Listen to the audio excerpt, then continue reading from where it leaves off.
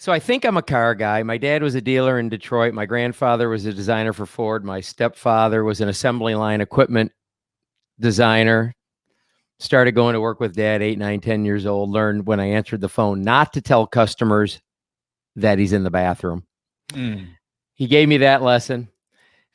It was really about love of cars and people for me. My dad was an antique. He was very popular. So he had all the antique cars and loan cars, the city of Detroit for 4th of July parade. And we could ride in the rumble seat of the Model A and the parade and all that. So it felt like a little bit of a celebrity deal. He was an independent. I disappointed my dad when I went into retail. He wanted us to be real citizens like CPAs and veterinarians or something, not car people. So he sold the place, moved to Florida, and I did it anyway. But I'm one of the few car people that did it on purpose. It wasn't like a stopover thing. You know, I wanted to be in the business. Yep. You know, I hear so many people say, you know, well, I didn't set out to be in the car business. I loved it from the beginning. I saw salespeople on the showroom floor. I saw sales managers behind the desk penciling deals, and I just loved it from the beginning. Same. And I loved people. I probably read, I don't want to exaggerate, 150 sales books, psychology, how to dress, whatever, over my first couple of years selling. Like, no kidding. And it might have been 200, but I'd like to back it up. Sure.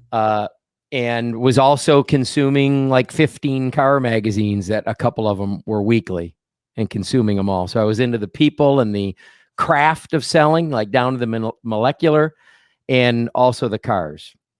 So I was in retail, Billy, about 27. I hate to say it because, you know, I'm selling chat now. So every internet director I talk to has been a lot less time than I was in retail. Sure. So that's no fun, right? To admit age.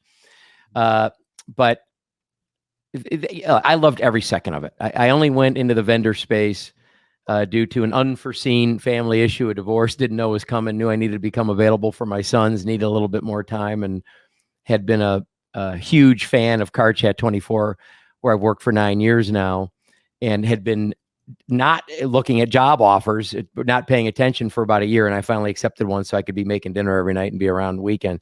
But I never wanted to leave retail and loved every minute of it. It was nothing like, oh, I'm finally out. Not at all. Right. Right. So did you do the 7 days a week thing? What cities did you sell in retail? I was really lucky. I worked in, I did work 7 days a week for a long time. Well, 21 days in a row. That's a better way to put it, for a lot of the time in my early 20s. But, you know, it wasn't work, right? I mean, it was like going fishing or flying or playing football every day. I mean, it wasn't like going to work. Right. So who wouldn't want to play all the time and making my 6 figures, I think, when I was 22 and came close at 21. So I was addicted, right? And that was real money in the mid 80s. Sure. So I loved every minute of it, but I was really lucky in that I'm in Pinellas County, Florida, so the Clearwater area. And my first job was at a Ford store, and I ended up in F&I about a year in, and I was way too young. And I did get fired, and my house was in the middle of being built, the house that I'm still in, when I got fired, and ended up very lucky applying for a job at a store that only hired once a year. They'd run their ad. Every salesman and every manager in town would leave their store for the day and go apply and see each other at the application hotel conference room, and then pretend they didn't see each other at work the next day, you know, applying for a job. But it was a store called Carlisle Lincoln Mercury in Clearwater, Florida. It was about a 650 new and used car a month Lincoln Mercury store, 200 service ROs a day, top CSI for all Ford and Lincoln stores for like 14 years in a row.